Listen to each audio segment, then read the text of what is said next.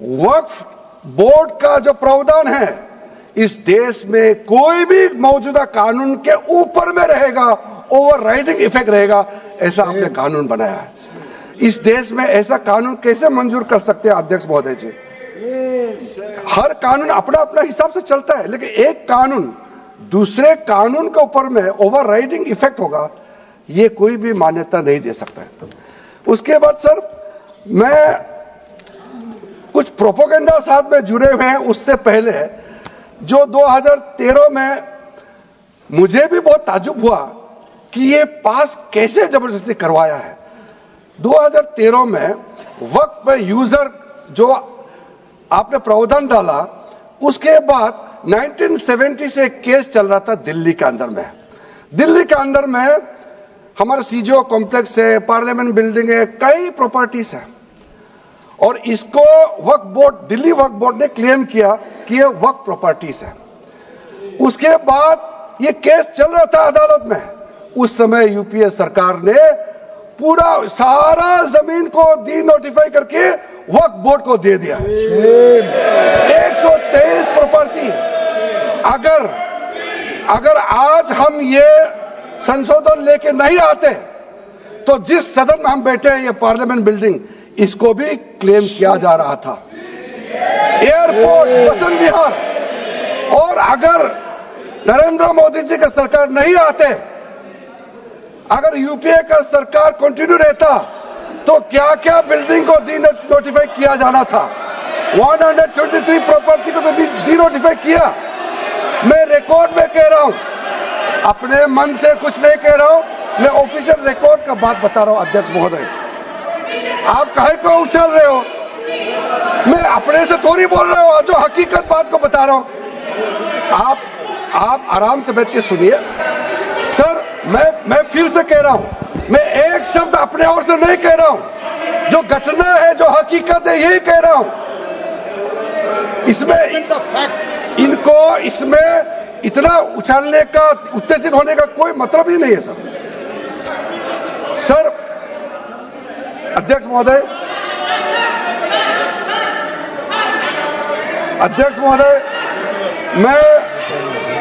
मैं आपके माध्यम से सदन को कहना चाहता हूं कि जो संवैधानिक बात उठा करके लोगों को गुमराह करने का जो प्रयास किया जा रहा है, उसको भी देश के सामने में सही बात रखना बहुत ही जरूरी है।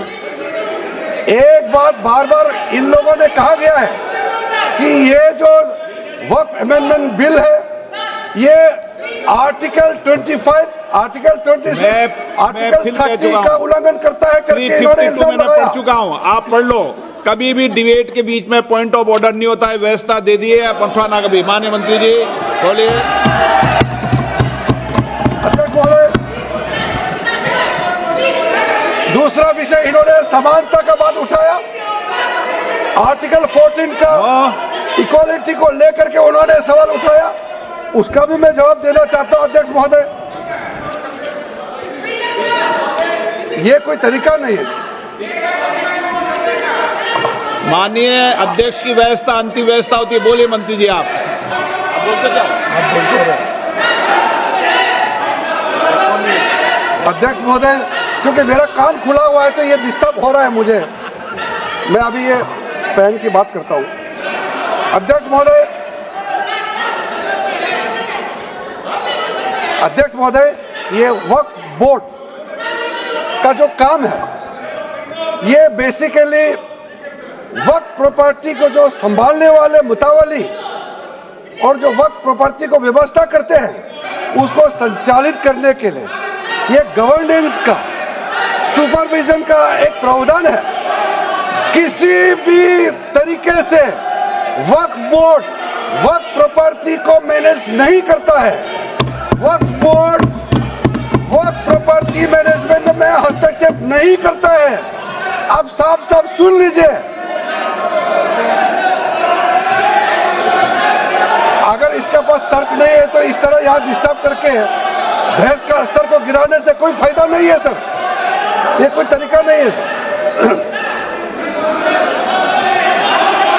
बोलते जाओ सर, वक्फ बोर्ड का क्रिएट करना जो वाकिफ होता है, जो अपना विलिंगली वक्त क्रिएट मैंने करता है। व्यवस्था दे दी है, आप जब समय हो तो बोले नो, प्लीज बैठिए, ये तरीका ठीक नहीं है आपका, बैठिए आप। नो,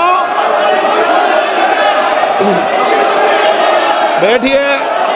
माननीय मंत्री जी, सूची है 2013 की प्रॉपर्टी हाँ है। मैं लाता निकाल बताना सूची मंगा के देते। कहते भी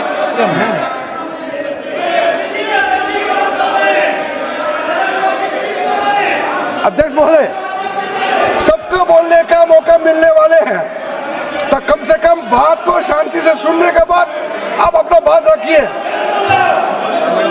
ये कोई तरीका नहीं होता है सर।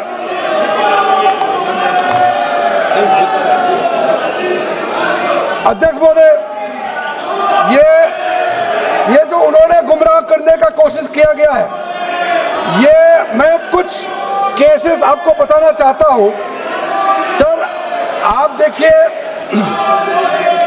आर्टिकल 25(1) क्या कहता है, संविधान का अनुच्छेद आर्टिकल 25(1) कहता है, subject to public order, morality and health and to the other provisions of this part, all the persons are equally entitled to freedom of conscience and the right freely to profess, practice and propagate religion। Sir, government किसी भी धार्मिक व्यवस्था को, किसी भी religious institution, कोई धार्मिक काम में हस्तक्षेप करने नहीं जा रहा है, ना ही वक्फ बोर्ड किसी धार्मिक स्थल का व्यवस्था में कोई भी तरीके से हाथ डालने का प्रावधान है, बिल्कुल नहीं है सर। आप अगर हम कोई नमाज, सर ये क्या झूठ बोल रहे हैं, ये कॉन्स्टिट्यूशन, हम कॉन्स्टिट्यूशन का प्रावधान पढ़ रहे हैं, फिर भी झूठ बोल रहे हैं, ये कॉन्स्टिट्यूशन को नहीं मानते हैं सर। किसी मस्जिद का मैनेजमेंट को हम हस्तक्षेप करने का कोई इसमें प्रावधान नहीं लिया जा रहा है। एक मिनट माननीय सदस्य, आप भारत की संसद में बैठे हो, गरिमा मर्यादा बनाए रखो, बैठे बैठे टिप्पणी मत करो। हाँ, आपको जब मौका मिलेगा आप अपनी बात कहना, बैठे बैठे टिप्पणी नहीं कर सकते, ये संसद की मर्यादा नहीं है, ऐसे नहीं चलेगा सदन। सदन व्यवस्था नियम से चलेगा। किसी भी व्यक्ति को बैठे बैठे कोई भी सदस्य जो बोल रहा हो उसके बीच में टिप्पणी करने का अधिकार नहीं है। माननीय मंत्री जी। अध्यक्ष महोदय जी, ये वक्फ बोर्ड का जो प्रावधान किसी मस्जिद, किसी मंदिर, किसी धार्मिक स्थल का व्यवस्था का कोई लेना देना नहीं है, ये सिंपली एक प्रॉपर्टी का मैनेजमेंट का विषय है। ये कोई मुसलमान अपना ज़कात देता है, फितरा देता है, उसको हम पूछने वाला कौन होते हैं? ये आपका धार्मिक भावना से जुड़े हुए चीज है, उसमें सरकार का कोई लेना देना नहीं है। लेकिन ये वक्फ प्रॉपर्टी का मामला है, लेकिन वक्फ प्रॉपर्टी का मैनेजमेंट करता है, मुतवालिज करता है। ये आपको इतना बेसिक ये फर्क जो है अगर समझ में नहीं आते या जानबूझ करके आप नहीं समझना चाहते हैं तो मेरे पास इसका कोई इलाज नहीं है।